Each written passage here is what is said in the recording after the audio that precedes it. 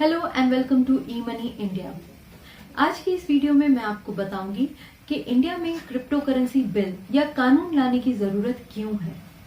India में इस time पर 10 करोड़ से भी ज्यादा लोगों ने क्रिप्टो मार्केट में इन्वेस्ट किया हुआ है, जिससे कि इसका टोटल इन्वेस्टमेंट वॉल्यूम $10 बिलियन से भी ज्यादा रिकॉर्ड किया गया है।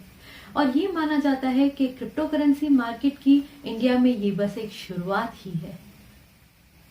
अगर ये मार्केट इसी तरीके से ग्रो करती रहेगी बिना किसी रेगुलेशंस और लॉज के, तो आपको नहीं लगता कि इसमें लॉसेस और फ्रॉड्स के चांसेस बढ़ जाएंगे?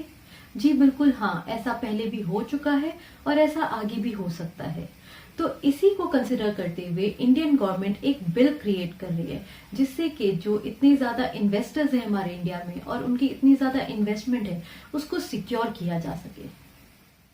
अगर आपने भी क्रिप्टो करेंसी में इन्वेस्ट किया है या करने का सोच रहे हैं, तो इस वीडियो को पूरा जरूर देखिएगा, क्योंकि आगे मैं आपको बताऊंगी कि आने वाले इस इंडिया की क्रिप्टो करेंसी बिल से आपकी इन्वेस्टमेंट पर क्या प्रभाव पड़ सकता है। इस टाइम पार्लियामेंट का विंटर सेशन चल रहा है, जिसमें कि कल ही फाइनेंस मिनिस्टर ने इंडिया के क्रिप्टो करेंसी बिल की एक अनाउंसमेंट की है। तो मैं चाहती हूँ आप उसकी एक फटाफट वीडियो देख लीजिए, उसके आगे हम कंटिन्यू करेंगे।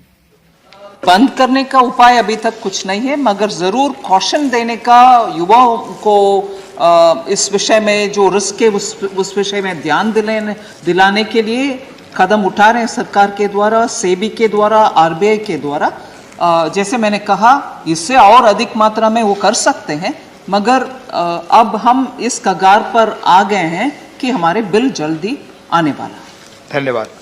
Fairly interesting time to have this debate, particularly in the House, and I quite recognize Member Swapan Dasgupta saying there will be a bill coming, but yet will it be a regulation or will it be a prohibition, indicating that a prohibition may not be ideal, and also indicating that this whole area is a dynamic area and so on. So keeping the propriety of the House, particularly as the session is ongoing, and the fact that we've answered saying there is a bill being proposed sooner rather than later. Sir, the risk that this can lead to some kind of, illegal transfers to not so desirable activities are matters which are, in the regular course also being monitored by institutions, by enforcement authorities and so on, and the Ministry of Finance benefits from inputs from them. So I would only tell the member that these are matters which are definitely being discussed at various levels.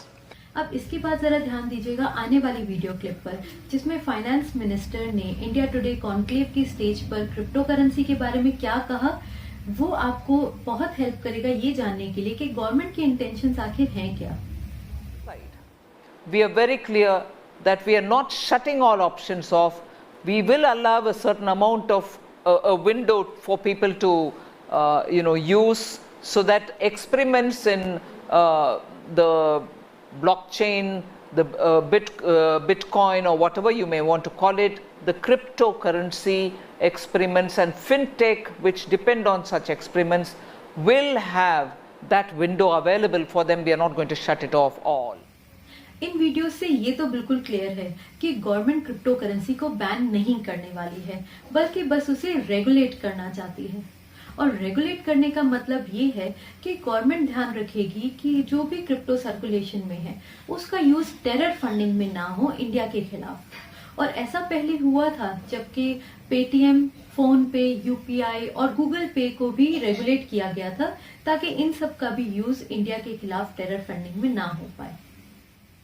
इसके अलावा market में ये speculation है कि जो centralise coins हैं उनके against government कोई सख्त कदम उठा सकती है, लेकिन जो डिसेंट्रलाइज कॉइन्स हैं वो विदाउट किसी बाउंडेशन ऑपरेट कर सकते हैं।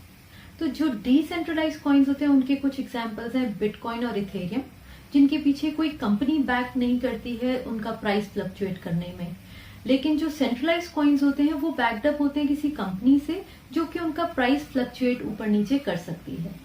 और ये जो कॉइन्स होते हैं, जो सेंट्रलाइज कॉइन्स होते हैं, ये काफी हद तक काफी बार फ्रॉड्स भी होते हैं, जिसमें कि इन्वेस्टर्स के पैसे डूब जाते हैं। और इससे बचाने के लिए गवर्नमेंट इस बिल में जरूर कुछ रेगुलेशन लाएगी। इसलिए अगर आप क्रिप्टो करेंसी में इन्वेस्ट कर चुके हैं या फिर आप प्लान कर रहे हैं इस मार्केट को एंटर करने का, तो आप पैनिक बिल्कुल मत कीजिए, क्योंकि क्रिप्टो करेंसी बैन नहीं होने वाला है। ये बस रेगुलेट होगा और इससे आप ही की सिक्योरिटी बढ़ेगी। तो अगर आप प्लान कर रहे हैं कि आपको इन्वेस्ट करना है, तो मेरी रिकमेंडेशन ये है कि आप पहले कुछ स्मॉल अमाउंट से इन्वेस्टमेंट स्टार्ट कीजिए। इस वीडियो के डिस्क्रिप्शन में मैंने कुछ एक्सचेंज प्लेटफॉर्म्स के लिंक्स शेयर किए हैं, जिनको आप विजिट करके आप उन पे अकाउंट क्रिएट कर सकते हैं और मिनिमम 10 रुपए से किसी भी कॉइन में इन्वेस्टमेंट स्टार्ट कर सकते हैं। आप खुद इन्वेस्टमेंट स्टार्ट कीजिए और खुद मार्केट ट्रेंड्स को रीड कीजिए। अगर आपके कोई सवाल है या कोई सुझाव है तो इस वीडियो के कमेंट सेक्शन में जरूर लिखिएगा। आगे के अपडेट्स, इस मार्केट के ट्रेंड्स और इम्पोर्टेंट कॉइन्स की इंफॉर्मेशन के लिए इस चैनल को सब्सक्राइब कीजिए। अगर ये वीडियो आपको हेल्पफुल लगी या इन्फॉर्मेटिव लगी तो आप इसे लाइक और शेयर जरूर कीजिएगा। Thanks for watching. Bye bye.